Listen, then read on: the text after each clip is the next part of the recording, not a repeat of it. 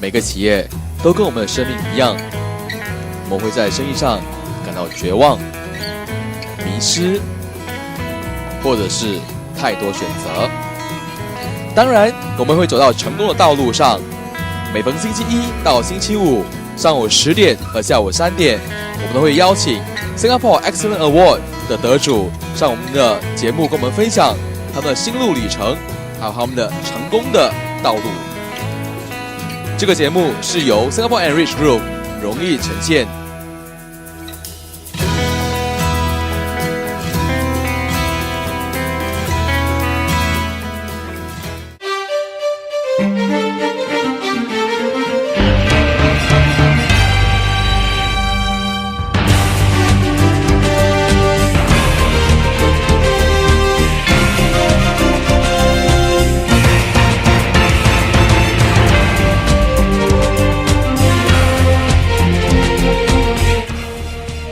嗨，你好，我是阿宝，非常感谢你们收看这一期的封面人物。在节目当中呢，今天邀请到一个非常特别的嘉宾人物哦。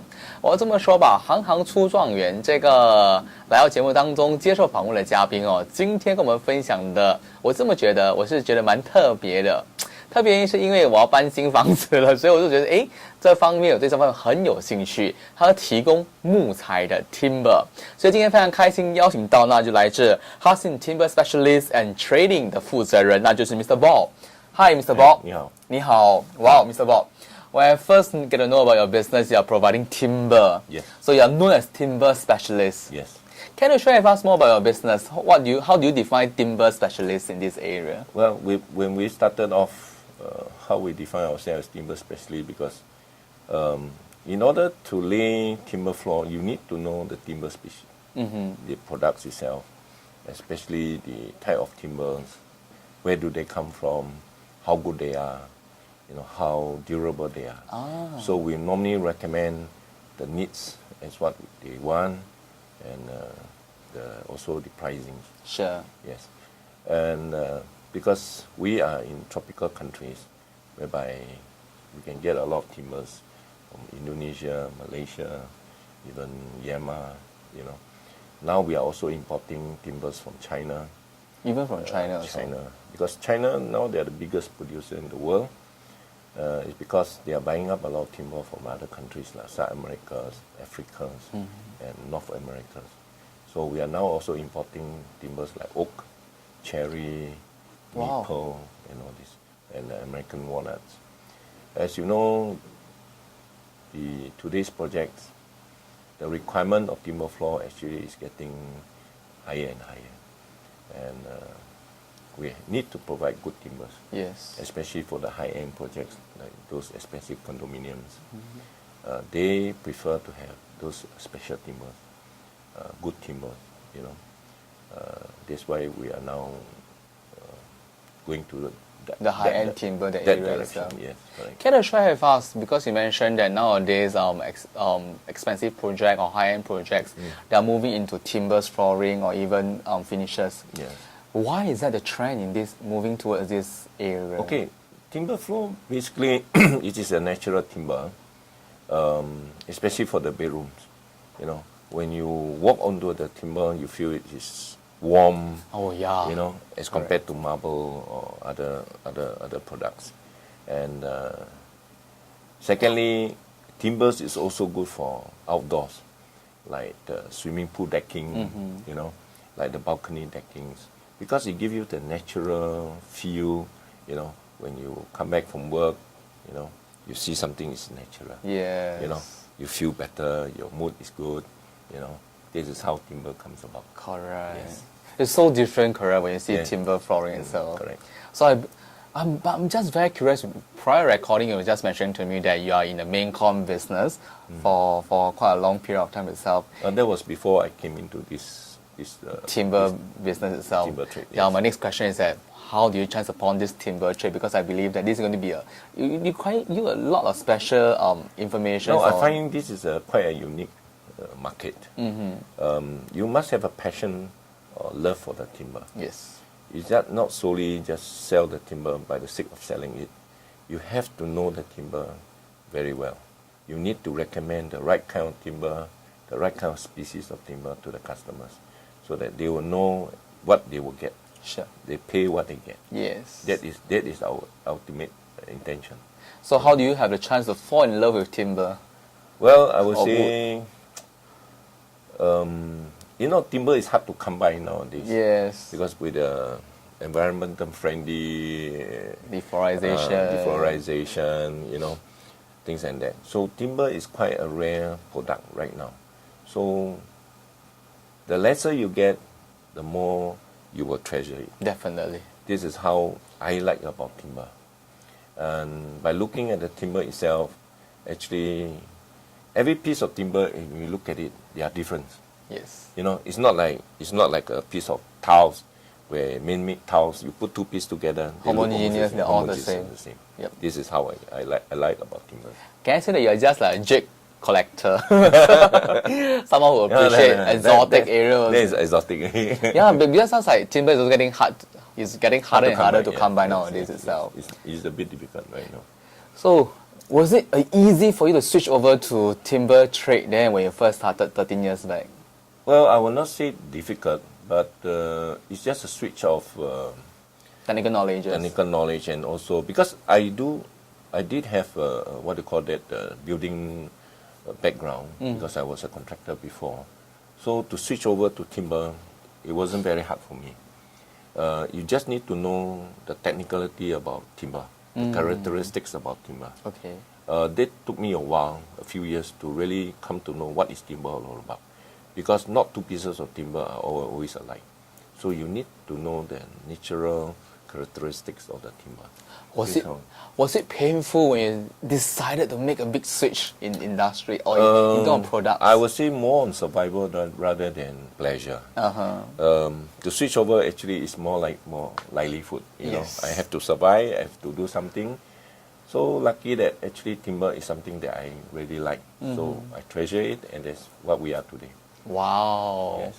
So 13 years in this business, in this industry. Care to share with us what are the happiest moment or the saddest moment that you have in this journey itself? Well, I would say is to get a good timber, good installer, and thank you from the customers. I think that's the most fulfilling part of it. When referred customers are given to you also? Oh, yes, of course. Wow.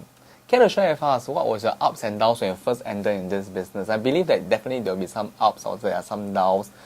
Well, the downside, I would say, is difficult to kick it off.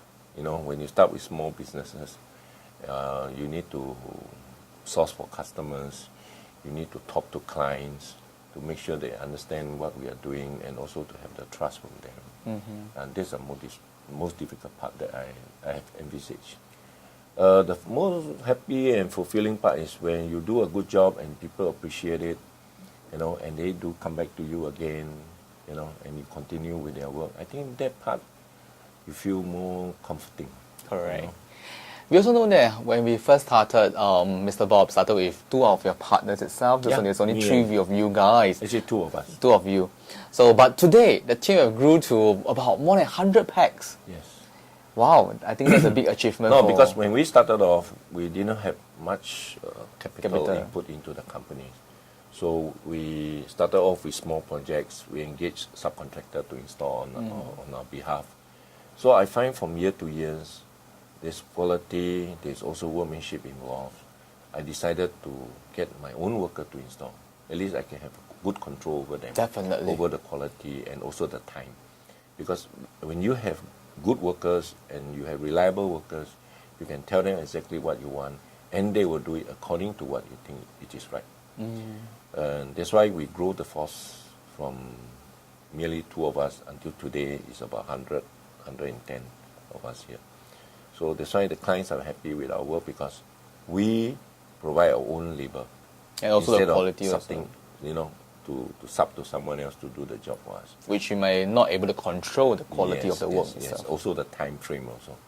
Because subcontractor is, they are the own bosses themselves. Definitely. If they feel like coming, they will come. They don't feel like coming, they will only put one or two workers to do.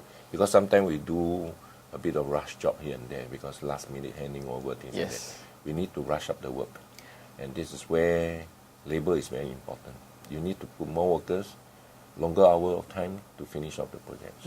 So I feel it's very important that we should have our own workforce in our command so that we can tell them exactly what we want them to do. So, Mr. Bob, you have mentioned that you have emphasized a lot on workers in the company itself. With the tightening of labor in Singapore market itself, what do you foresee? It's a big question. Because my industry, in my trade, requires manpower. actually is very labor intensive. Yes. So when the government put this measure and tightening of labor forces, actually it really do hit us quite badly. Sure. We need to control, and we need to have quality works. We need to train the workers. Sadly, these people may not stay with us for a long time. Maybe 15 years, the most 18 years they have to go back. So we need to retrain and retrain. So this is a very ongoing process, renewable. So when the old one goes, the new one comes around, we need to train. The cycle keeps going, Sure.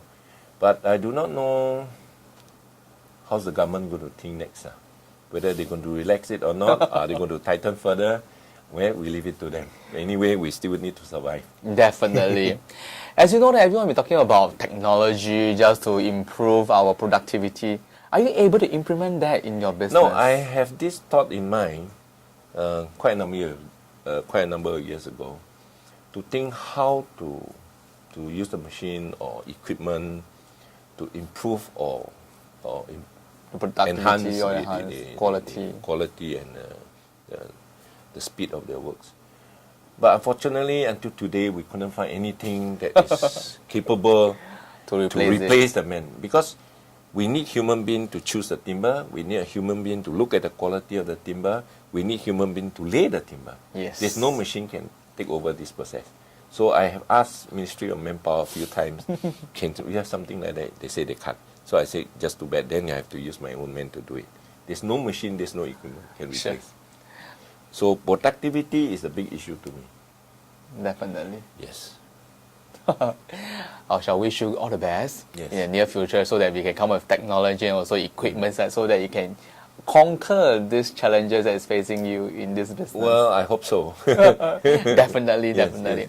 The next question I'm very curious is that will you, all the while since schools, they have this entrepreneurship mindset, or you just chance upon just because of livelihood? I do have this entrepreneurship kind of thought in my mind, because being the only child in the family, I used to be very independent since young. Everything I did on my own. There's no people to fall upon to, So I was quite, I would say lucky or unlucky in the sense that I can be independent. I can, think what I wanted to do, what is best for me to do. And I've been to hardship, I've been to good times, but at the end of it, what you are today, you should be grateful, you should be happy. That's what I think of me. So, was any of your parents in business? Or? No, my both parents they are not in this business. They are being employed, and because I have to support my family, my wife, my children, and I also has a very determined mind that I want to succeed in something. That's why I keep pushing myself. I have no regret. In fact, who I am today, I think that I have achieved something in my life. That's great. Yeah. So, Mr. Hopefully, Bob, can you share with us what have you achieved so far in life that you think that you're quite happy with or contented with? Contention, I will not say, because you have to keep improving in life. It all depends on even how old you are. You still can improve upon yourself. Sure. But the thing is that most satisfying is what you think is good for you to do, and you have done it well, and you think you have reached there. I think that is one thing you can always think back. When you're really old, and say that you have done something good for yourself. Yes. It can be good for society or even the community, but most importantly, to yourself, you're happy. I think that's answer all the questions. Wow. So in life, I believe that you did a lot of good things, or even things that you make you very happy or motivated. Is there one or two person that really changed your life in terms of this business or entrepreneurship journey itself that you are very grateful to? Well, I will say my lifetime partner, my wife. She has encouraged me quite a lot. Because being a person just by myself, I have no brother, no sisters, no sibling to look for when I need helps and Someone to fall upon too. Yeah. So I think my wife was the one that actually has been quite supportive in my life, and she has been a good pillar, a strong pillar, Wow. that I can lean on. And of course, my business partner, I think she's also a very hardworking, very determined, very forceful, very cheerful. So we have been working for the last 13 years. I think, of course, we do have a little bit of up and downs here and there. But overall, I think we have been together for so long.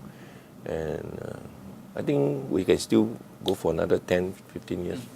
It should be no problem. So, Mr. Bob, you mentioned that you are the only child in the family. Yes. So when you do not have any siblings to fall upon on or depend on or anything like that until your life partner came into the picture. Yes. I'm just being curious so when you come to a business partnership with your current business partner, does it affect in terms of because being the only child, you have to go through a lot of things all by yourself. Yep. So when it comes to a partnership with a business partner, does it affect you in one way or another in terms of management or in terms of decision making and things like that? Being only child, I think decision making is rather easy because I have been brought up in that kind of situation. From young, I have to make my own decisions. Everything I did, I have to think for myself. I think for decision making, because I've been brought up from the army, I served my national service, I was an army officer, and I became a commander. I think that gives me a lot of encouragement and also a lot of guts and decision making. Sure. Good decision making, foresight, and also strong will. I think army has given me a fair bit of this kind of support. No wonder. Because you did exhibit those kind of charismatic of army commander of those command officers charisma. Army always tell you never fall. Yes. So Mr. Bob, the next question for me to you is just see, you have been in business for the last 13 years. Yes. You have brought your two-man business to what you are today. So what are your vision and goals for the short-term goals, mid-term goals, and even long-term goals care to share with us? Now you look at Singapore property industries. Being a small country, I think property markets is always up and never down. It's only when the government is putting the cooling measure to stop speculation, to stop the price from escalating too fast. So we have to work together with these policies and whatever measure we have. As for the short term, I think for the next 2 to 3 years, property market will still booming, be okay. I would say that we still get about few thousand private properties in the market, maybe about 20,000-30,000 HDB flat coming up.